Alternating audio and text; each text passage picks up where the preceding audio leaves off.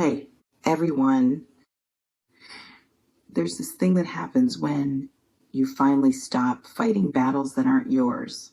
The noise stops, the chaos settles, and suddenly you can see clearly what's been happening around you, who's been moving against you, and why you don't need to do anything about it. Welcome back. It's Anna. And what I'm picking up on right now is going to make a lot of sense once you hear it. Someone betrayed you, or maybe it was a group. Maybe people you trusted turned on you, talked about you, worked against you, excluded you, made you the villain in a story where you were just trying to exist. And here's what's about to happen. They're going to face the natural consequences of that behavior. Not because you're cursing them or manifesting their downfall, but because betrayal has a way of eating itself from the inside out. Let me set this up for you. You may still be processing what happened, still replaying moments, still trying to understand how people you cared about could turn on you like that, still wondering what you did to deserve it. Some people experience betrayal as this gut punch that doesn't fully land until later. In the moment, you're just confused, hurt, trying to make sense of it. But weeks or months later, that's when the full weight hits. That's when you realize the depth of what was done to you. It might feel like you're scrolling through old texts or photos and suddenly seeing things you missed, little signs, small cruelties you excused, patterns you ignored because you wanted to believe in people's better nature. And now you're standing in the aftermath going, how did I not see this coming? Let's stop right here. Is less than has hone. Zero hash is greater than, because I need you to get really honest. This reflection invites you to consider, is there a specific person or group that comes to mind when you think about betrayal? Someone who you trusted with your real self, who you defended, who you showed up for, and they just turned, switched up, started treating you like you never mattered. You may have tried to understand it, reached out, asked what changed, tried to fix whatever you thought you broke, and they either ghosted you or gave you some vague explanation that didn't actually explain anything. It's possible you blamed yourself for a while, went through your own behavior with a microscope, convinced yourself you must have done something to deserve this, because betrayal from people you love makes you question everything, including your own worth. But here's what I'm sensing. You didn't do anything wrong. You were just convenient to blame, easy to exclude, a safe target because you cared too much to fight back. Some people betray others not because those people did anything, but because they needed a scapegoat, needed someone to unite against, needed to feel powerful by making someone else feel small.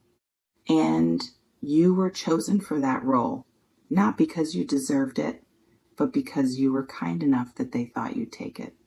You may have taken it for longer than you should have, tried to prove yourself, tried to earn back a place in their circle, tried to show them you were still the same person they used to value. But you can't earn your way out of someone else's need to vilify you. It can feel exhausting being the person everyone else decides to blame, like you're constantly defending yourself against accusations that don't make sense, against a narrative you didn't write but somehow have to live with. This reflection invites you to consider, how long did you spend trying to fix something that was never your fault? There's something specific about what about to face karma means. It's possible karma is already happening. You just haven't seen it yet. Or you've seen glimpses, but you're not sure if it counts. But here's what karma actually is. It's not some mystical force. It's not the universe keeping a ledger of who deserves what. It's just the natural consequence of behavior patterns catching up. It's what happens when People who bond over tearing someone down eventually run out of targets and turn on each other. Because here's the thing about groups that form through exclusion, they're not actually bonded by anything real. They're bonded by a shared enemy. And once that enemy is gone, they need a new one. Some people who participated in your betrayal are about to discover that they're not safe in that group either, that the same energy that was turned on you can just as easily be turned on them. You may start hearing things through mutual friends, through social media, little cracks in the group that betrayed you, conflicts, drama, people leaving, the same dynamics that were used against you now playing out internally. And it's not because you did anything. It's just how these things work. Toxic dynamics don't stay external. They eventually turn inward. It can feel validating watching that happen, not in a gleeful way, but in a see, it wasn't me way, in a this is just how they operate way. This reflection invites you to consider, have you already noticed cracks forming in the group that excluded you? Let me talk about what you're protected actually means. It's possible the best thing that ever happened to you was being removed from that situation. Not because betrayal feels good, but because staying in a toxic dynamic does more damage than being pushed out of one. You're protected now because you're not there anymore. You're not absorbing their negativity. You're not performing for people who were never really your people. You're not twisting yourself into smaller and smaller shapes, trying to fit in a space that was never meant for you. Some people think protection means nothing bad happens to you, but sometimes protection looks like being removed from something bad before it gets worse. You may have felt devastated when the betrayal happened, like your world was ending, like you'd lost everything that mattered, but what you actually lost was access to people who were hurting you. And that's not a loss. That's a boundary you didn't have the strength to set yourself. The universe didn't set it for you. They did, by showing you exactly who they were. And now you're protected by distance, by clarity, by no longer being invested in people who were never invested in you. This reflection invites you to consider, can you see the betrayal as protection, as removal from something that was harming you? There's something about the group dynamics that needs attention.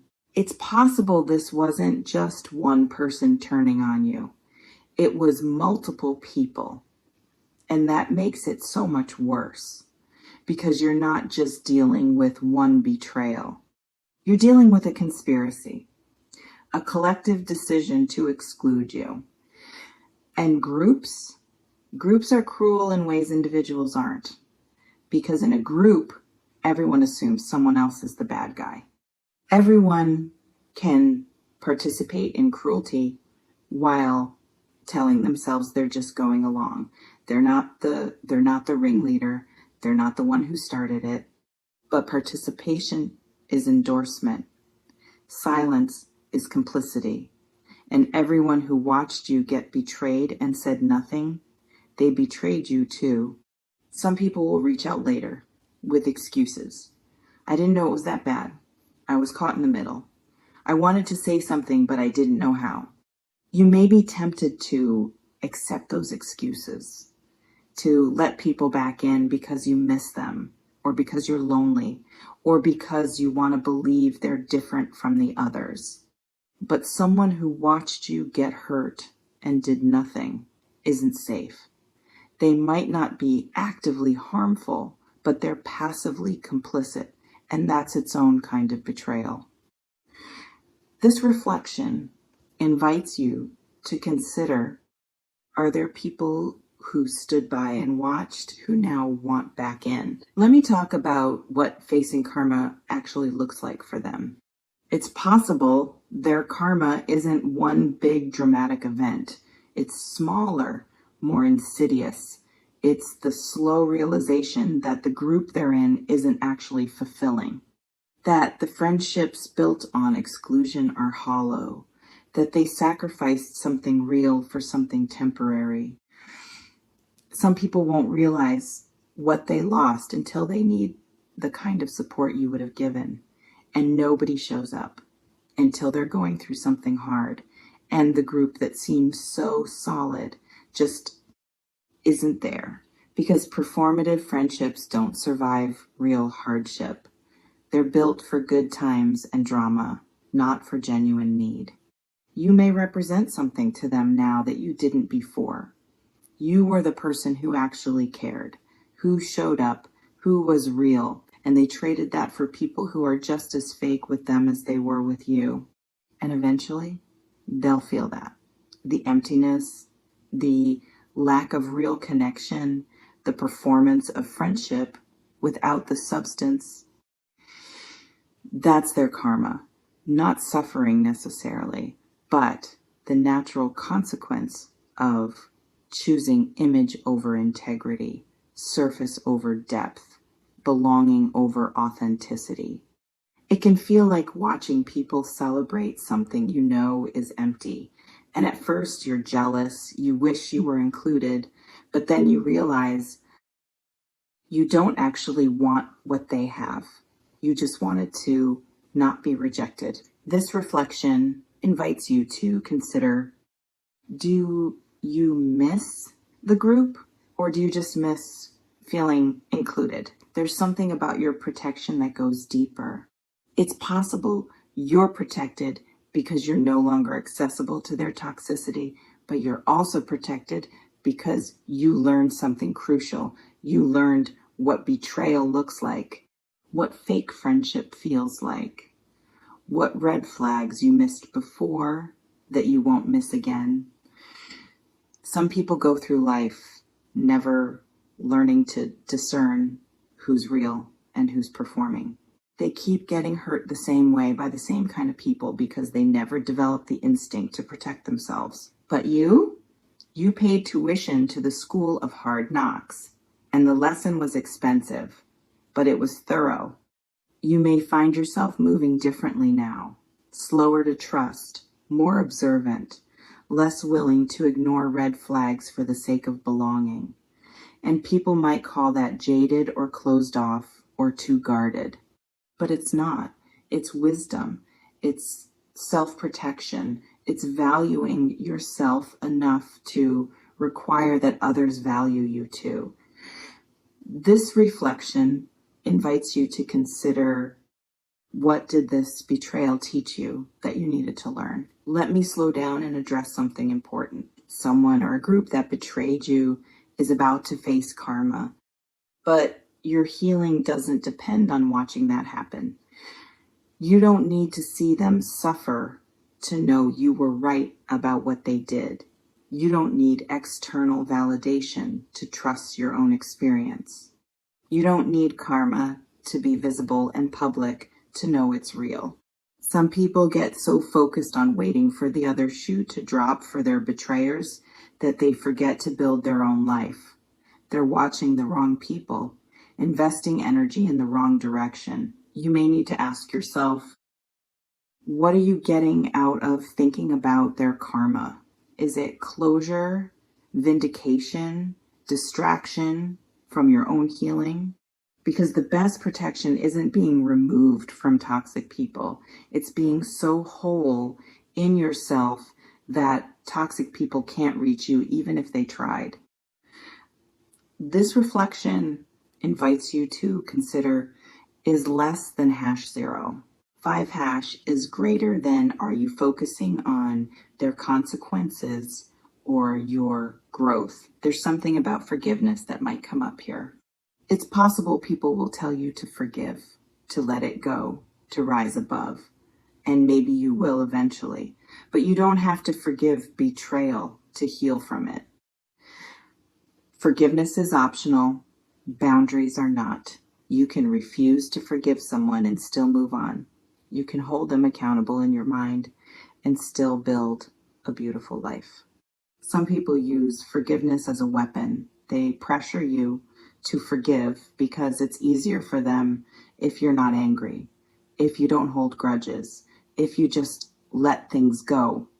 But your anger might be protecting you, reminding you why you're not going back, keeping you safe from people who would hurt you again if given the chance. You may get to forgiveness someday, or you may not. Both are okay. What matters is that you're not trapped by what happened, that you're not defined by their betrayal, that you're building something they can't touch. This reflection invites you to consider, do you want to forgive, or do you just want to stop hurting? Let me talk about what protection looks like going forward. It's possible your protection now is that you're more selective, more boundaried, more willing to walk away from situations that don't serve you. You're protected because you know what you're looking for. And more importantly, you know what you're not willing to accept. Some people are protected by walls, but you're protected by discernment, by the ability to see clearly, by trusting your gut when something feels off. You may find that you're attracting different people now, people who value loyalty, who communicate directly, who don't need a common enemy to feel bonded, who show up when things are hard, not just when things are easy, because like attracts like. And you're no longer operating at the frequency of performance and betrayal. You're operating at the frequency of authenticity and integrity. And that frequency, it repels the people who hurt you and attracts the people who won't. That's protection. That's karma working in your favor. You remain in complete control of how you move forward. You can watch their karma unfold, or you can focus on your own growth. You can hold on to anger, or you can release it. You can forgive, or you can just move on. The power is yours.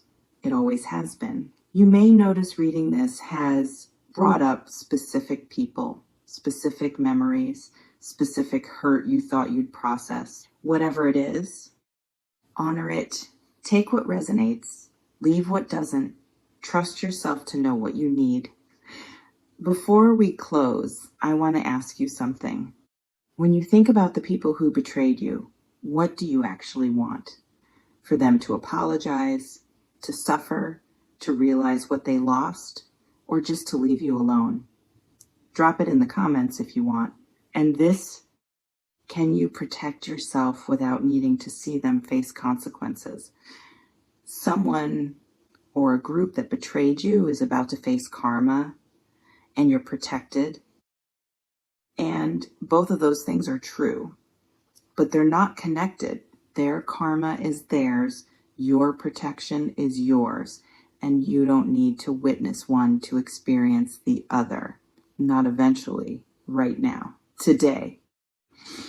Trust yourself with this. Trust that you can release people without needing to watch them fall. You can acknowledge what they did without making it your identity. You can be protected without building walls. I'll see you in the next one. And listen. The best protection isn't watching your enemies face karma. It's building a life so good you forget you had enemies. Build that. Not later, now.